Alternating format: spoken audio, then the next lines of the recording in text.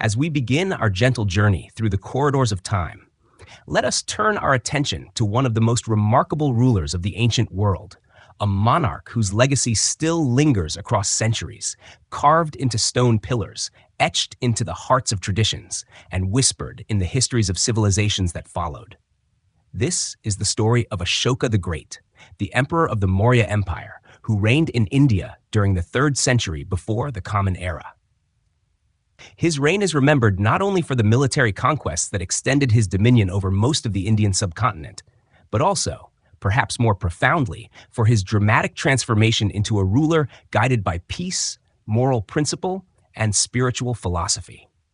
To situate ourselves, the Maurya Empire itself was a product of its age, a vast and dynamic polity born in the wake of Alexander the Great's campaigns into the northwest of the Indian subcontinent. Founded by Chandragupta Maurya in 321 BCE, the empire spread across lands that had previously been a tapestry of small kingdoms and republics. By the time Ashoka came to the throne, around 268 BCE, the Maurya Empire was already one of the largest and most sophisticated political entities of the ancient world, stretching from the Himalayas in the north to the lush forests of the Deccan Plateau, and from the fertile Ganges Plain in the east to the arid frontiers of Afghanistan in the west. Ashoka's early life, as the records suggest, was one of struggle, ambition, and perhaps even violence. He was the grandson of Chandragupta and the son of Bindusara, the second Mauryan emperor. While details about his youth are sparse, traditions suggest that Ashoka was not initially destined to rule.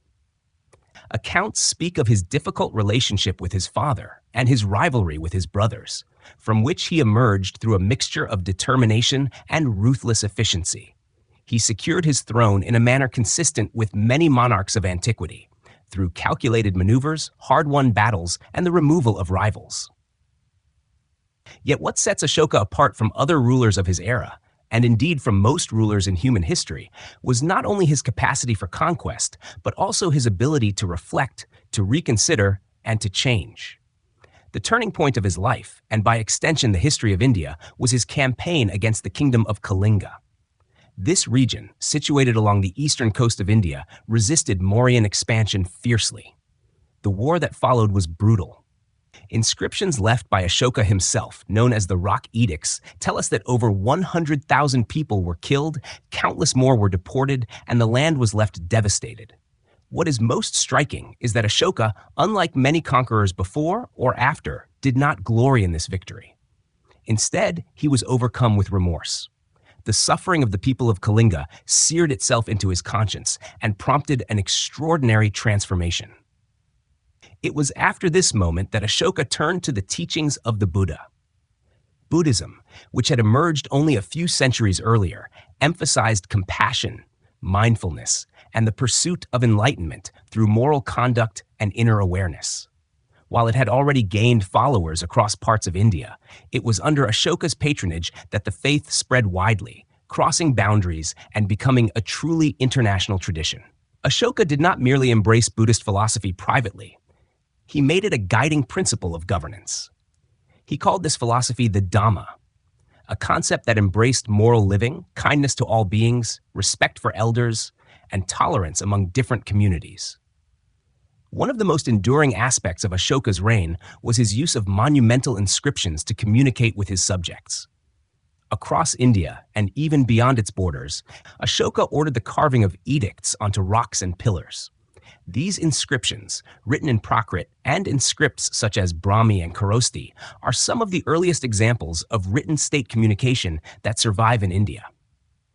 They provide us with a unique window into his reign, not merely in terms of administration, but also into the moral vision he sought to cultivate. In them, he denounced unnecessary violence, urged the humane treatment of prisoners, advocated for animal welfare, and called for religious tolerance. His words, softened by time yet still powerful, echo a vision of rulership unusual in its humility and concern for the ordinary lives of his people. As we drift gently through this history, it is important to recognize that Ashoka's reign was not free from contradiction. The Maurya Empire remained a political and military entity, requiring armies, taxation, and administration. But what distinguishes his legacy is the attempt to steer the machinery of empire towards ends more compassionate and lasting. Ashoka became less a conqueror of lands and more a conqueror of hearts. His patronage helped to spread Buddhism far beyond India, reaching as far as Sri Lanka, Central Asia, and eventually China and Southeast Asia. In this way, the ripples of his transformation extended across continents and millennia. Tonight, as we begin this long exploration, imagine the landscapes of ancient India under Ashoka's rule, the bustling cities like Pataliputra with their wooden palaces and wide avenues, the serene monasteries nestled among bamboo groves where monks debated the words of the Buddha, the carved stone pillars gleaming under the sun with inscriptions urging peace, and the hum of trade caravans carrying spices, textiles, and ideas across mountains and seas. It is a world both distant and strangely familiar, where questions of power, morality, and human responsibility still resonate with our own age. In the chapters ahead, we will trace the arc of Ashoka's life and times. We will begin with the origins of the Maurya dynasty, move through Ashoka's rise to power, linger on the fateful Kalinga War, and follow his profound transformation. We will wander through his administration, his edicts, his patronage of Buddhism, and his vision of governance. Finally, we will reflect on his enduring legacy, not only in India, but across the wider world. So let us settle in and allow this story to unfold slowly, calmly, and richly, a tale told not with urgency, but with the tranquility of history itself, unfolding like a river across the night. The story of Ashoka the Great does not begin with Ashoka himself, but rather with the foundation of the Maurya dynasty, a political and cultural transformation that would shape much of the Indian subcontinent for centuries. To understand Ashoka's world, we must first drift backward to the rise of his grandfather, Chandragupta Maurya, and the currents of history that enabled a new kind of empire to emerge. Before the Maurya dynasty, India was not united under a single authority. Instead, it was a patchwork of kingdoms, tribal republics, and clan-based polities, each with its own ruler, culture, and alliances. The fertile plains of the Ganges and Indus rivers supported prosperous states, while the Deccan Plateau and the southern regions of the peninsula fostered unique traditions. This diversity made the subcontinent rich in culture, yet politically fragmented. The turning point came with the arrival of Alexander the Great in the late 4th century BCE. His campaigns into the northwestern frontier of India disrupted older systems of power and revealed both the vulnerability of the region and the possibilities for consolidation under a strong central state. Chandragupta Maurya, the founder of the dynasty, seized this moment. According to historical accounts preserved in Greek and Indian sources, Chandragupta began as a figure of humble origins, but through ambition and the guidance of his advisor Chanakya, also known as Kautilya, he rose to prominence. Kautilya is remembered as the author of the Arthashastra, a treatise on politics, economics, and statecraft, which describes in meticulous detail how a ruler should govern, from matters of taxation and trade to espionage and military organization. With this intellectual foundation, Chandragupta challenged the Nanda dynasty, which controlled much of northern India at the time, and eventually overthrew it, establishing the Maurya Empire around 321 BCE. The Maurya Empire was unlike anything India had seen before. From its capital at Pataliputra, situated near the Ganges, the empire extended its authority over a vast array of lands and peoples. The city itself became a symbol of imperial strength. Ancient writers describe Pataliputra as a sprawling metropolis with wooden palaces, fortified walls, and broad avenues lined with merchants. The architecture reflected both grandeur and functionality, designed to impress visiting dignitaries and to serve as a hub for governance. Chandragupta's reign was marked not only by military campaigns, but also by diplomacy. One of his most notable encounters was with Seleucus I Nicator, a successor of Alexander, who controlled large territories to the west. Rather than waging endless war, Chandragupta negotiated a treaty that gave him territories in exchange for 500 war elephants, which Seleucus used in battles in the Mediterranean world. This alliance illustrates the interconnectedness of ancient civilizations and the role of the Maurya dynasty as a player in a broader geopolitical landscape. Chandragupta's government was highly organized. Records suggest that he implemented a centralized bureaucracy with appointed officials overseeing taxation, agriculture, and trade. His administration collected revenues from the fertile fields of the Ganges plain and directed them toward the maintenance of armies, roads, and infrastructure. The Arthashastra emphasizes the importance of surveillance and intelligence in maintaining power, and it is likely that such practices were common under Chandragupta's rule.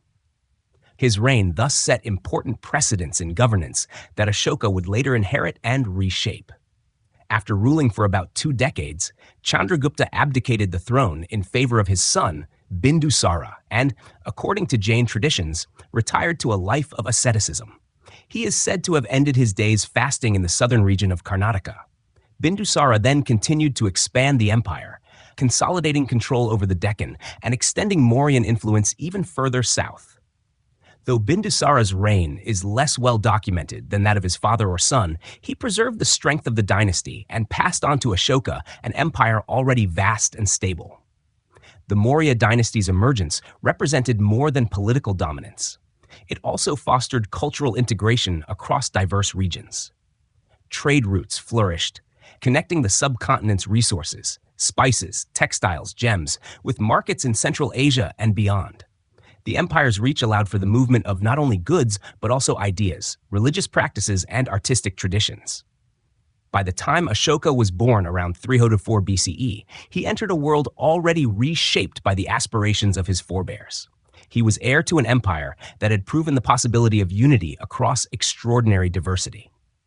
As we pause at this early stage in our journey, we may imagine the empire that Ashoka would one day rule. Caravans moving steadily along well-maintained roads, merchants bartering in bustling bazaars, farmers tilling fertile land under the watch of tax officials, and ministers advising the king in the grandeur of Pataliputra's palaces. The groundwork laid by Chandragupta and Bindusara was firm, but it also created immense expectations for Ashoka. The dynasty was powerful, yet still young. It required both vigilance and vision to maintain. And so, in this cradle of imperial ambition, Ashoka's story begins, not as an isolated figure, but as the inheritor of a new order of kingship in India. The dynasty that bore his name was still shaping its identity, and in Ashoka, it would find its most enduring and transformative voice. Ashoka's early life unfolds in fragments, preserved through scattered texts, inscriptions, and the woven fabric of legend. Born around 304 BCE, he was the son of Emperor Bindusara, the second ruler of the Maurya Empire, and a woman remembered in traditions as Subhadrangi. At birth, Ashoka was not the clear heir to the throne, nor was he necessarily favored in his father's court.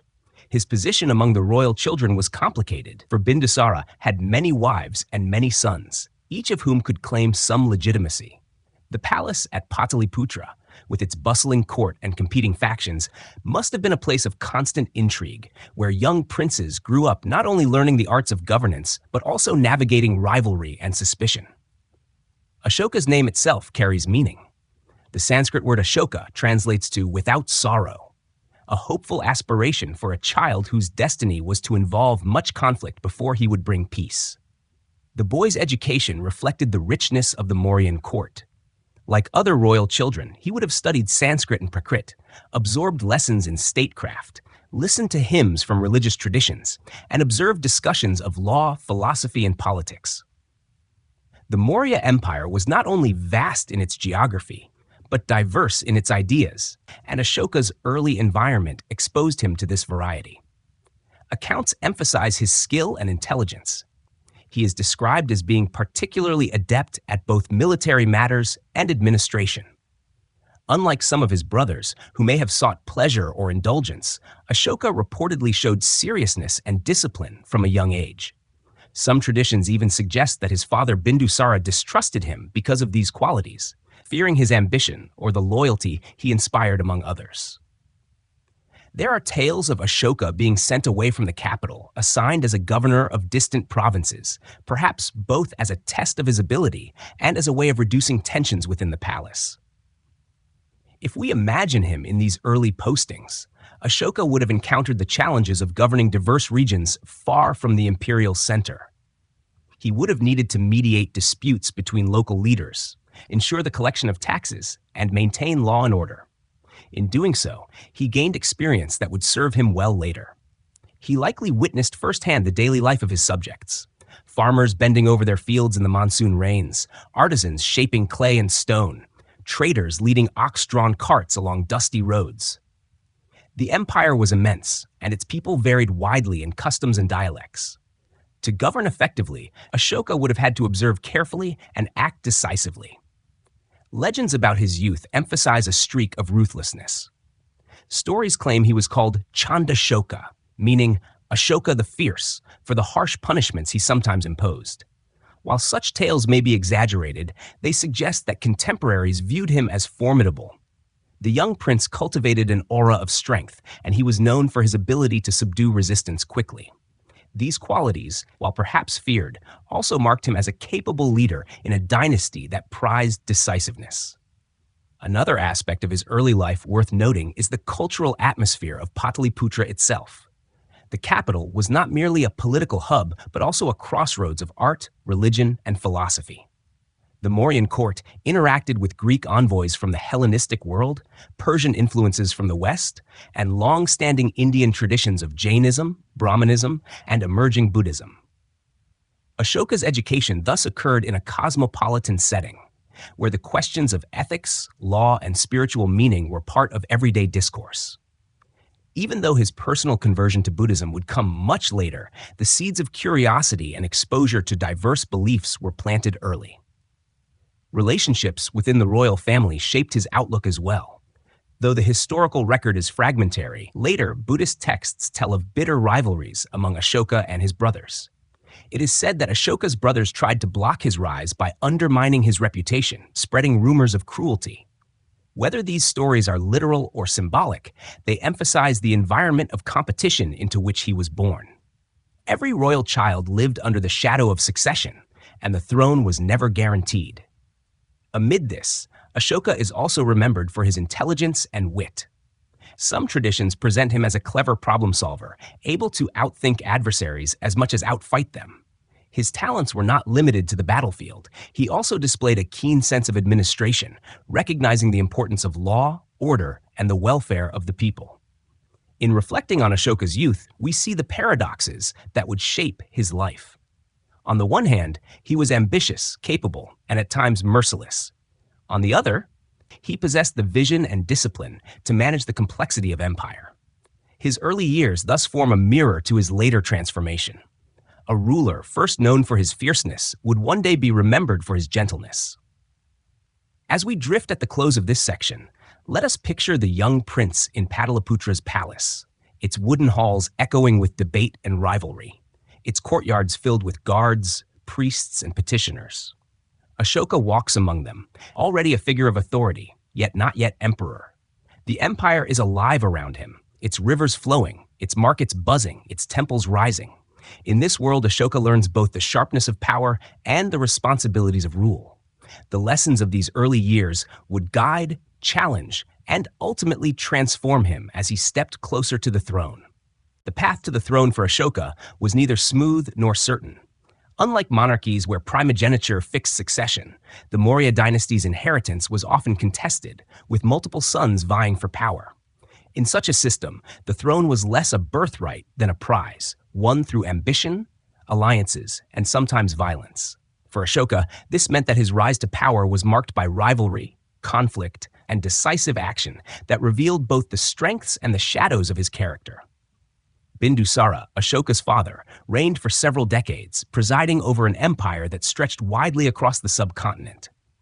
But with many wives and numerous children, some traditions say as many as 100 sons, the matter of succession was deeply uncertain. The court of Pataliputra, already a place of splendor and intrigue, became a crucible of competition. Among the royal children, Susima, one of Ashoka's elder brothers, was favored as heir. Ashoka, though gifted and capable, was regarded by some as a threat. Stories say that Bindusara himself grew wary of Ashoka's commanding presence and independent streak, preferring the more pliable Susima. It is here that Ashoka's trials began.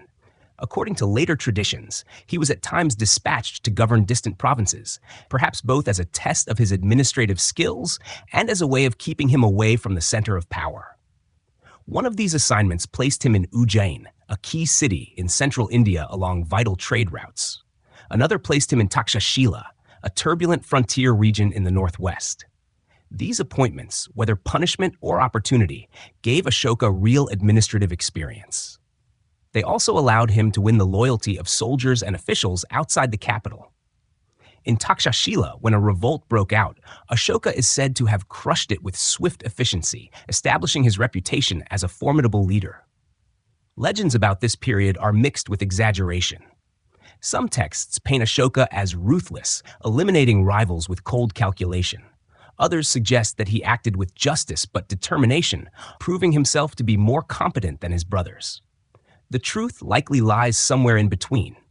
Ashoka was not gentle in his rise to power, but his skill in both governance and command distinguished him in a crowded field of contenders. The death of Bindusara brought these tensions to the forefront. With the throne now vacant, Susima and Ashoka emerged as the primary claimants. The succession crisis that followed is described in colorful detail by Buddhist chronicles, such as the Ashokavadana and the Divyavadana. In these stories, Susima sought to secure his position with the support of court ministers, while Ashoka marshaled support from the military and from provincial leaders who had witnessed his abilities firsthand. Conflict broke out between the factions, leading to open struggles within the empire. Some accounts suggest that Ashoka seized Pataliputra by force, defeating Susima and eliminating other brothers who opposed him. The stories speak of bloodshed within the royal family, portraying Ashoka as determined to secure his claim at all costs. These depictions contributed to his early reputation as Chandashoka, Ashoka the Fierce. Whether or not the numbers of slain brothers are exaggerated, the impression remains. Ashoka ascended the throne not as a peaceful heir, but as a victor in a bitter contest. Once crowned, Ashoka inherited not only a throne, but also immense responsibilities. The Maurya Empire was vast, diverse, and difficult to govern. Its frontiers touched distant regions, and its core rested upon the fertile Ganges basin. To maintain such an empire required not only military might, but also administrative acumen. Ashoka, now emperor, faced the task of consolidating his power, rewarding his supporters, and bringing stability after the turmoil of succession. This struggle for the throne had profound consequences for Ashoka's character. It reinforced his awareness of both the fragility and the strength of power. He had witnessed how family ties could be undone by ambition, how loyalty could shift with circumstance, and how decisive action could determine destiny. These lessons, harsh as they were, prepared him for the realities of empire. They also created the foundation against which his later transformation would stand out so vividly. For when we think of Ashoka as a figure of compassion and peace, it is in contrast to this earlier image of a fierce and ambitious prince who won his throne through blood and conflict. Let us linger for a moment in the palace at Pataliputra at the time of his coronation. The capital is alive with celebration. Drums beating, lamps glowing along the wooden halls, courtiers offering their homage. Yet beneath the surface, there is unease. Some wonder whether the new emperor will continue the ruthlessness of his ascent. Others see in him a leader strong enough to preserve the empire. Ashoka himself must feel the weight of expectation, aware that the empire his grandfather built and his father maintained is now in his hands. As we drift forward, we recognize this moment as a turning point. Ashoka has secured the throne, but questions remain. How will he wield his power? Will he be remembered as the fierce prince who eliminated rivals, or will he find another path?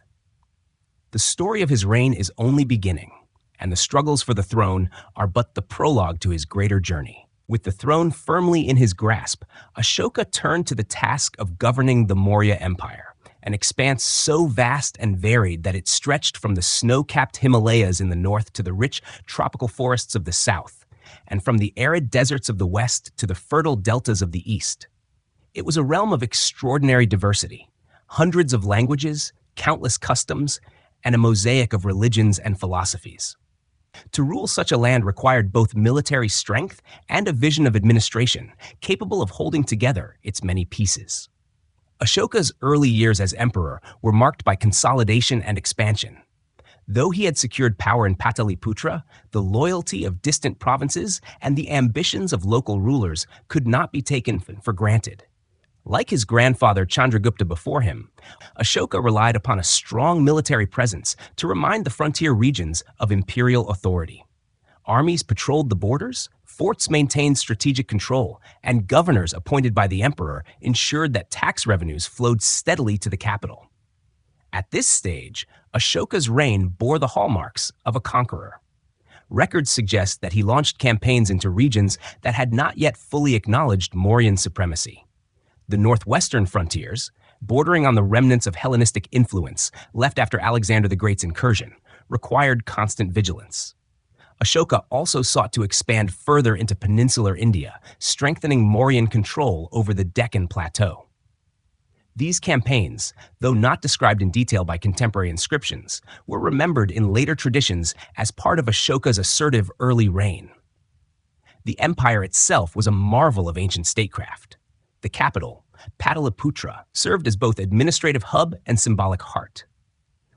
Imagine its wide avenues filled with merchants selling textiles, ivory, and spices, its courtyards bustling with envoys from distant lands, its palaces constructed of polished wood and adorned with carvings.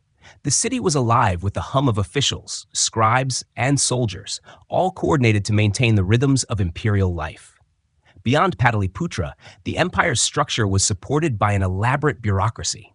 Provincial governors, known as Mahamatras, oversaw justice and administration in their territories, while specialized officers supervised trade, agriculture, and even animal welfare. In these early years, Ashoka's policies seem to have emphasized efficiency and control rather than compassion. Taxes were collected rigorously, infrastructure was maintained, and rebellions were crushed swiftly. This was an emperor still shaping his identity, more concerned with securing the empire than reforming it. Yet, even amid this focus on expansion, seeds of something different were being planted. Ashoka was attentive to the needs of the empire's people, commissioning wells, roads, and rest houses for travelers. These measures, though practical for commerce and administration, also hinted at a concern for the welfare of subjects that would later grow more fully. The Maurya Empire at this time was a crossroads of cultures. From the west came Greek envoys and influences in art and architecture. From the east came trade with regions of Southeast Asia. Within India itself, Brahmanical traditions flourished alongside the teachings of Jainism and the still young philosophy of Buddhism. Ashoka, raised in this plural environment, presided over a court where scholars, priests, and travelers debated the meaning of life, justice, and power. Though his personal devotion to Buddhism had not yet emerged, he absorbed the cultural diversity of his empire, a fact that would shape his transformation after the war with Kalinga. Daily life under the early reign of Ashoka would have felt orderly but demanding. Farmers in the Ganges basin provided grain that sustained the empire, paying their dues to the state. Traders moved along roads lined with milestones and guarded against banditry. Craftsmen worked in guilds, producing textiles, tools, and ornaments. Soldiers trained constantly, for the empire's security relied upon disciplined armies. The empire was vast, but it was held together by systems that reached into every village and marketplace. As emperor, Ashoka faced the dual challenge of maintaining this complex machine and expanding its reach.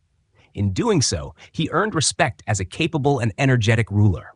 Yet beneath this facade of order, unrest lingered. In the eastern region of Kalinga, a proud and independent kingdom along the coast of present-day Odisha, resistance to Mauryan expansion grew. Kalinga was prosperous, known for its maritime trade and its independent spirit. For Ashoka, whose early reign had been about asserting imperial dominance, Kalinga's independence was a challenge he could not ignore. Thus, even as Ashoka oversaw the flourishing of his empire, the stage was being set for a confrontation that would alter the course of his life and of Indian history itself. The expansionist energies of his early reign would culminate in a war so devastating that it would transform not only his rule, but his very conception of kingship. As we drift at the end of this section, let us imagine the empire on the eve of this great conflict. The roads busy with merchants, the granaries full, the armies disciplined and confident, and the emperor himself seated in the halls of Pataliputra, surveying a realm larger than any India had known. The Maurya Empire was strong, but its strength was about to be tested against the proud resistance of Kalinga. From this trial would emerge a new Ashoka, one remembered not as a conqueror, but as a philosopher king. The war with Kalinga stands as the defining event in Ashoka's life, a moment of violence so immense that it became the catalyst for his remarkable transformation. To understand the weight of this conflict, we must first picture the land of Kalinga itself, a coastal kingdom situated in what is now Odisha, along the eastern shores of India. Kalinga was prosperous, nourished by fertile soils, and enriched by its role in maritime trade. Its people were known for their independence, their seafaring skills, and their refusal to bend to external domination. For the Maurya Empire, already vast under Ashoka's rule, Kalinga remained a conspicuous gap on the imperial map, a proud region that refused incorporation. Ashoka, early in his reign, was determined to assert Mauryan authority across the subcontinent. His grandfather Chandragupta had forged the empire through conquest, and his father Bindusara had extended its reach. For Ashoka, to leave Kalinga unconquered was to leave unfinished business, a challenge to imperial supremacy. And so, around 261 BCE, he launched a military campaign against the kingdom. The war that followed was devastating. Unlike earlier Mauryan conquests, Kalinga did not fall easily. Its people resisted fiercely, fighting not only with armies, but with the spirit of a population unwilling to surrender their independence. Battles raged along the coastal plains, where rivers wound through fertile fields, and in the fortified towns that dotted the region. Accounts of the conflict survive not in enemy chronicles, but in Ashoka's own words, inscribed years later on stone edicts. There he confessed the scale of the suffering. More than 100,000 killed outright, an even greater number deported, and countless others left grieving, wounded, or destitute. This war was not just another conquest. It was a tragedy of such proportions that it shook even the victor. Ashoka, standing amid the aftermath, confronted not only the silence of ruined towns, but also the cries of widows, orphans, and prisoners. The bloodshed was not abstract. It was present, visible, and undeniable. Unlike many rulers who glorified their conquests, Ashoka did the opposite. He declared the war a source of sorrow. His edicts, carved into rocks for all to read, speak with raw honesty about the anguish he felt. He wrote of his deep regret at the destruction, of the pain inflicted upon families, and of the moral burden that victory had placed upon him. The Kalinga War marked a turning point. The fierce and ambitious ruler, once known for ruthlessness, found himself transformed by remorse. From this moment, Ashoka began to distance himself from the identity of conqueror. Instead, he embraced a new vision of kingship, one that sought to heal rather than harm, to unite through moral principle rather than force. This was not an abandonment of power, but a redirection of it. He turned from military conquest to what he called Dhamma Vijaya, the conquest by righteousness. What made this transformation so extraordinary was that it was not merely private reflection, but public declaration.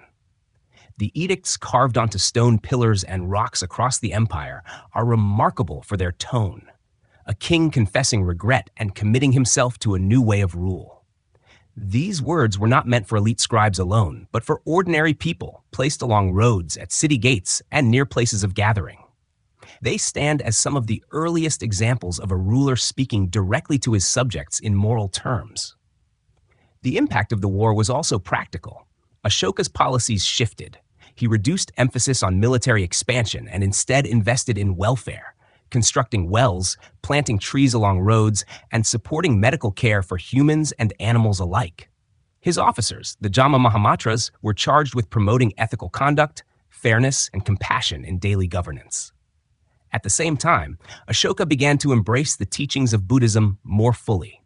The Buddha's message of compassion, mindfulness, and liberation from suffering resonated deeply with a king who had witnessed suffering on such a scale. Yet Ashoka did not enforce Buddhism as the sole path. Instead, he promoted tolerance and respect among all religious traditions. His vision of rule was inclusive, encouraging harmony rather than division. When we reflect upon the Kalinga War, it becomes clear why Ashoka is remembered differently from most conquerors. History has known many rulers who expanded their domains through bloodshed, but rarely one who paused afterward to say, in essence, never again. His transformation did not erase the war's horror, but it gave meaning to the grief, turning personal remorse into public reform. Let us now close our eyes and imagine the landscape of Kalinga after the war. The once bustling villages subdued into silence, the fields dotted with the scars of battle, and the survivors carrying stories of loss.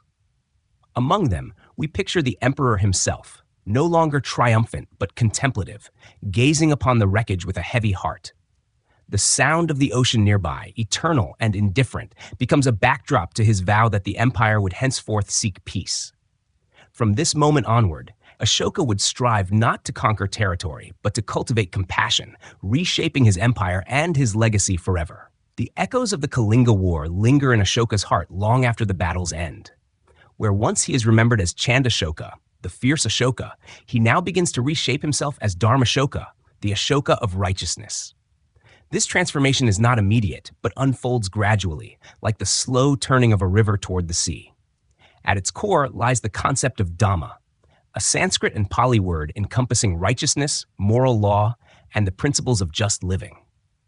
For Ashoka, Dhamma becomes both a personal commitment and a guiding philosophy for governance. The word Dhamma does not correspond to any single religious doctrine.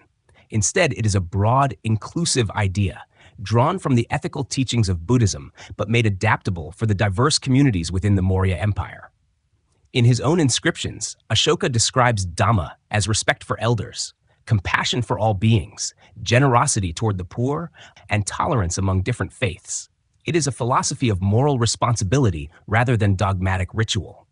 For an empire as vast and diverse as the Maurya state, such an inclusive ethic is both practical and profound. Ashoka's personal embrace of Buddhism, however, plays a central role in this shift. Following the Kalinga War, he deepens his relationship with the Sangha, the community of Buddhist monks. He listens to their teachings, supports their monasteries, and takes guidance from the ideals of compassion and nonviolence taught by the Buddha centuries earlier. Yet, Ashoka does not renounce kingship to live as a monk. Instead, he seeks to integrate Buddhist principles into the duties of a ruler, blending spiritual reflection with the practical demands of statecraft. One of the first visible signs of this transformation is Ashoka's emphasis on welfare. The emperor directs resources toward the well-being of his subjects. Roads are lined with shade trees and resting houses, providing comfort for travelers and traders. Wells and reservoirs are dug to ensure access to water. Hospitals and veterinary clinics are said to have been established, reflecting Ashoka's insistence that compassion extend not only to humans, but to animals as well. Such measures, while aligned with Buddhist principles of kindness, also strengthen the empire by fostering loyalty and stability. Ashoka also creates a new class of officials, the Dhamma Mahamatras. These officers are tasked with promoting ethical conduct throughout the empire. Their duties are not confined to collecting taxes or enforcing law, but include encouraging harmony between communities, ensuring fair treatment of prisoners, and reminding people of moral duties. This is governance infused with a sense of ethical mission, an experiment in blending spirituality with administration. Another aspect of his Dhamma is religious tolerance. The Maurya Empire is home to Brahmanical traditions, Jain ascetics, Ajivikas, Buddhists, and many local cults. Rather than favoring one faith exclusively, Ashoka urges mutual respect. His edicts declare that honoring other religions is as important as honoring one's own, for truth can be found in many paths. This spirit of inclusivity is unusual in antiquity, where rulers often aligned themselves with a single dominant religion. Ashoka instead chooses the harder path of fostering harmony among diversity. In his private life, too, the emperor seeks transformation. Buddhist chronicles describe him visiting holy sites associated with the Buddha's life: Lumbini, the place of his birth; Bodh Gaya, where he attained enlightenment; Sarnath, where he delivered his first sermon; and Kushinagar, where he passed into final nirvana. By patronizing these places, Ashoka not only honors his spiritual journey, but also strengthens the networks of pilgrimage that allow Buddhism to spread across the subcontinent. The embrace of Dhamma does not erase Ashoka's past, but it recasts it. The fierce conqueror now positions himself as a guardian of peace. His public declarations speak not of triumph, but of humility. In one edict, he admits that the sound of the war drum has been replaced by the sound of the Dhamma, a metaphor for his shift from conquest by sword to conquest by virtue. For the people of the empire, this transformation likely brought a mixture of surprise and relief. Imagine being a farmer who once feared the demands of military conscription, now hearing that the emperor speaks of compassion and kindness. Or a prisoner awaiting harsh punishment, discovering that the ruler now advocates humane treatment. Such changes must have rippled through society, softening the image of power and giving the empire a sense of moral direction. As we drift to the end of this section, let us picture Ashoka standing beside one of his great stone pillars, freshly inscribed with his words. The air is still, the letters are sharp upon the stone, and the emperor gazes at them not as a boast, but as a vow. He has turned away from the path of bloodshed toward a vision of righteousness, and in doing so, he has transformed not only himself, but the very meaning of kingship in ancient India. Ashoka's transformation after the Kalinga War took tangible form not only in policy and governance, but also in stone. His use of inscriptions carved upon rocks and monumental pillars marks one of the most enduring legacies of his reign. These edicts, as historians call them, are among the earliest written records in Indian history, and they allow us to hear Ashoka's own voice echoing across the centuries. Unlike chronicles written by later admirers or critics, these inscriptions are direct, official communications from the emperor himself, simple, clear, and profoundly humane. Imagine for a moment traveling across the Maurya Empire in the 3rd century BCE. Along busy roads, at the entrance to cities, or near holy places, you might come upon a towering stone pillar rising into the sky. Polished to a gleaming finish, crowned with a carved animal, perhaps a lion, a bull, or an elephant. The pillar would bear inscriptions in the Brahmi script, accessible to ordinary people who spoke the Prakrit language. Elsewhere, on rugged outcrops of rock in remote places, you might find shorter inscriptions carved with the same hand, conveying the emperor's words to distant communities. These were the rock and pillar edicts of Ashoka, messages meant to guide his subjects in moral conduct and to remind them of their ruler's vision. The inscriptions cover a wide range of topics. Some deal with moral exhortations, urging respect for elders, kindness toward servants, and generosity toward the poor. Others focus on religious tolerance, insisting that all sects deserve respect and that harmony among them strengthens the empire. Still others describe Ashoka's own remorse over the Kalinga War, declaring that the true victory is not in conquering lands, but in conquering hearts through Dhamma. The tone is strikingly personal. Rather than issuing commands in the harsh voice of authority, Ashoka often writes as though he is confiding in his people, admitting his own failings and urging them to walk a better path. The most famous of these inscriptions include the major rock edicts and the pillar edicts. In the 13th rock edict, Ashoka openly reflects on the suffering caused by the conquest of Kalinga, stating that he now considers conquest by Dhamma superior to conquest by the sword. In the 12th rock edict, he proclaims the importance of religious tolerance, asserting that the growth of the essential doctrine of all sects is good. Such statements reveal a rare humility in a monarch of his era, a willingness to see his rule not only as political, but also as moral.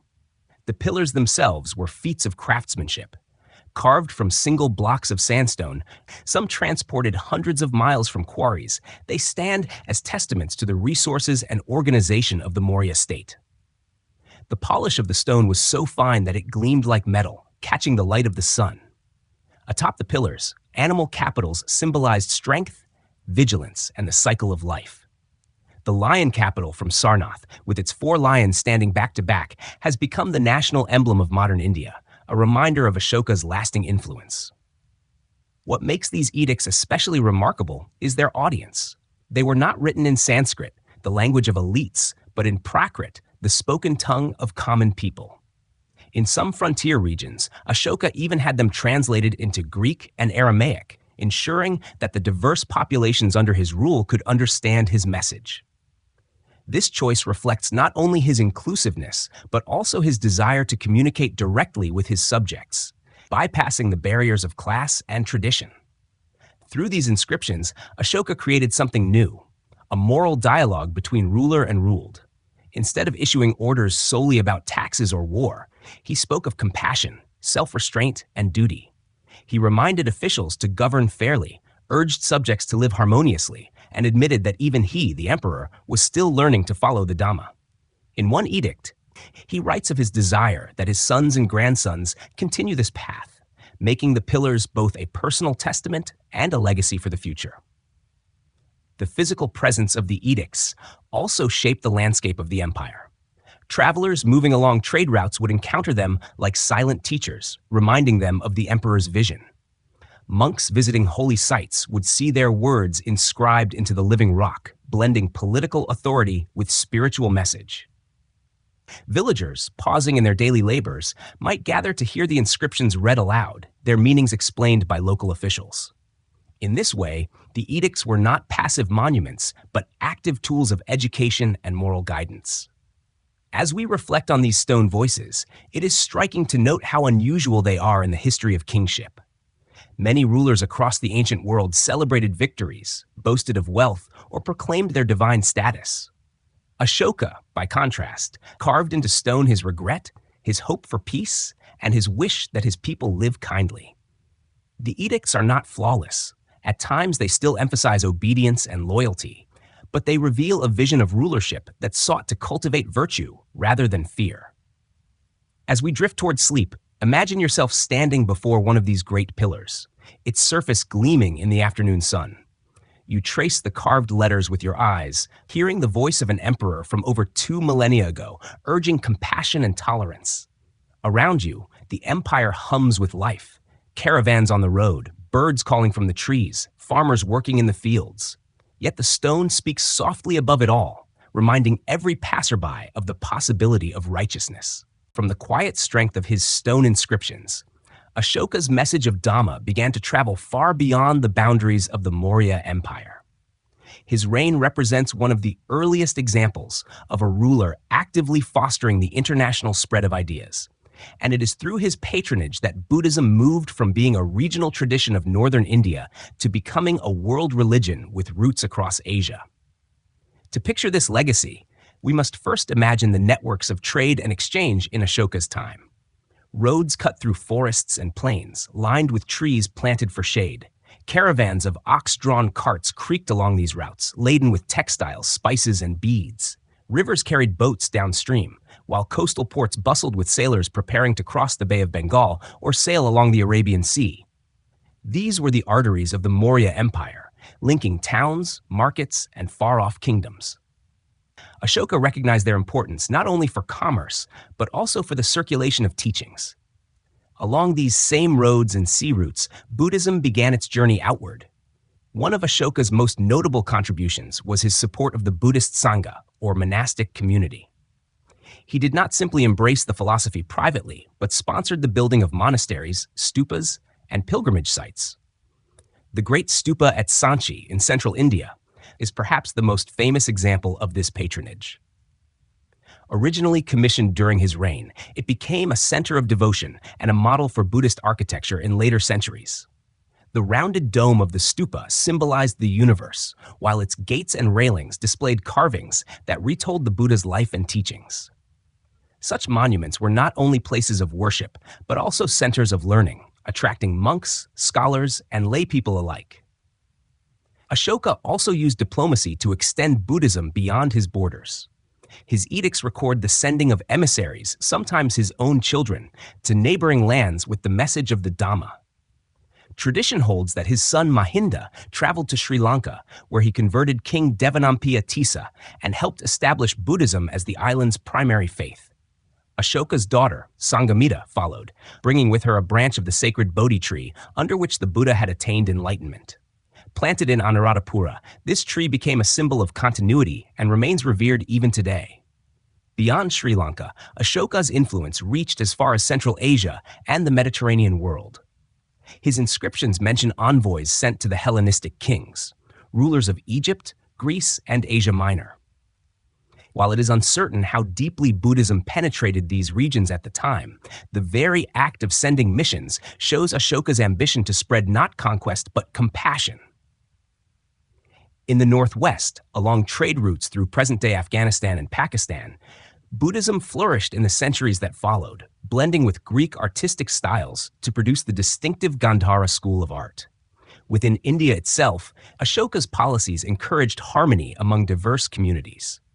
His promotion of Dhamma was not confined to Buddhism alone, but emphasized tolerance for all sects. Still, his support gave Buddhism a remarkable boost, enabling it to expand from a small sect to a tradition with royal patronage, monuments, and international presence. Monks traveled freely, supported by imperial resources, and Buddhist councils were convened to preserve and standardize the teachings. The Third Buddhist Council, traditionally associated with Ashoka, is said to have been held at Pataliputra under the leadership of the monk Moggaliputta. At this gathering, doctrinal disputes were settled, texts were organized, and missionaries were dispatched to spread the teachings further afield. While the precise details are debated by scholars, the tradition highlights Ashoka's role in consolidating and disseminating the Buddhist canon. The global impact of these efforts is immense. From India to Sri Lanka, from Central Asia to China, from Southeast Asia to the distant shores of Korea and Japan, centuries later, Buddhism carried with it echoes of Ashoka's support. His vision of Dhamma became intertwined with the spread of the Buddha's message, shaping cultures, arts, and philosophies across continents. Even today, statues of the Buddha in faraway lands, monasteries on mountain slopes, and the chanting of monks in diverse tongues all carry a faint trace of Ashoka's patronage. Yet Ashoka's global legacy was not solely religious.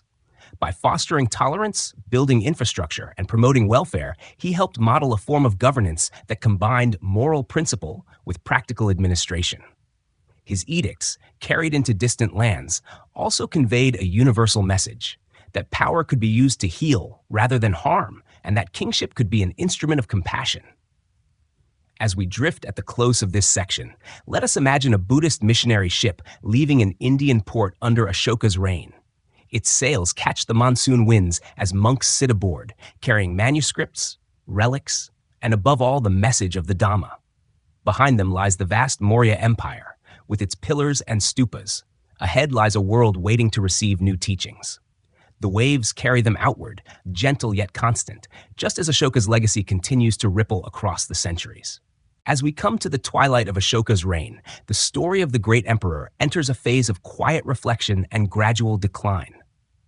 By this time, decades had passed since the Kalinga War and his embrace of Dhamma. Ashoka had ruled long enough to see the empire at its height and to feel the burdens of maintaining such a vast domain. His later years are marked not by conquest, but by contemplation, acts of piety, and an awareness of the impermanence of worldly power. In his final decades, Ashoka continued to promote the Dhamma through edicts, welfare measures, and personal pilgrimage. He visited sites associated with the Buddha's life, reinforcing his devotion while also creating a network of sacred geography that drew pilgrims from across the subcontinent. The stupas he sponsored multiplied, dotting the land with monuments that enshrined relics and served as centers of spiritual practice.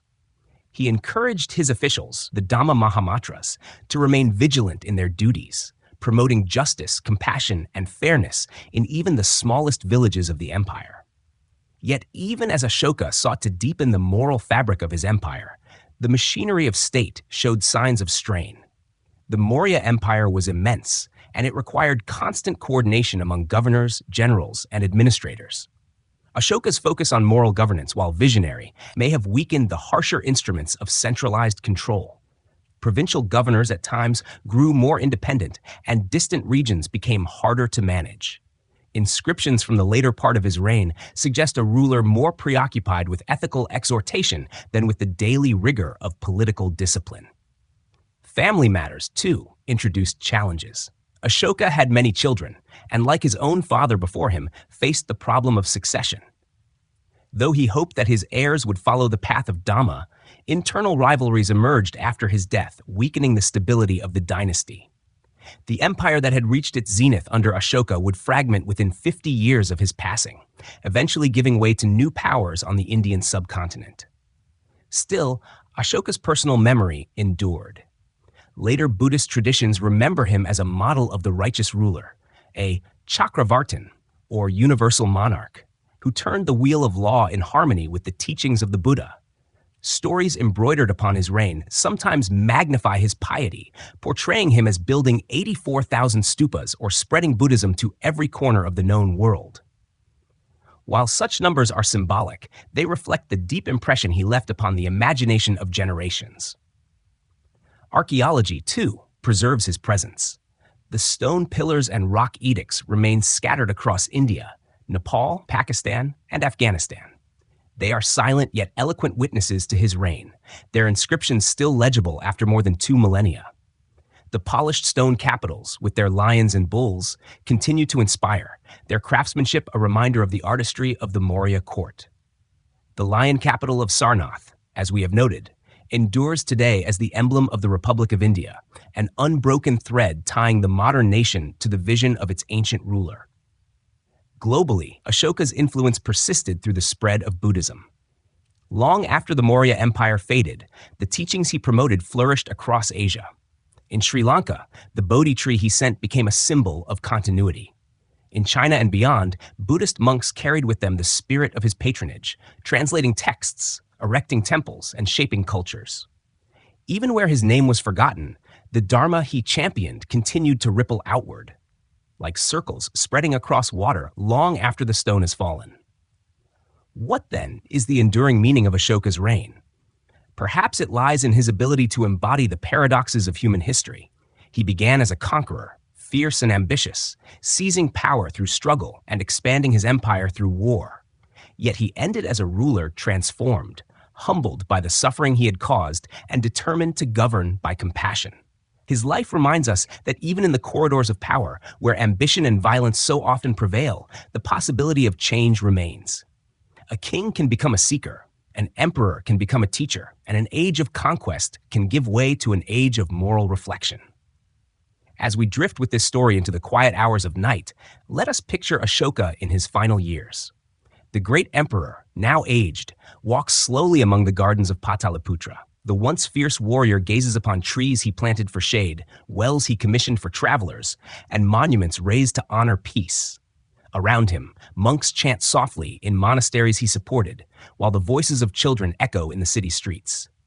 Ashoka's empire is no longer defined by conquest, but by the moral legacy he leaves behind. He knows that dynasties rise and fall, that empires flourish and fragment. Yet he also knows that ideas endure, that compassion, tolerance, and the search for righteousness can outlast palaces and armies.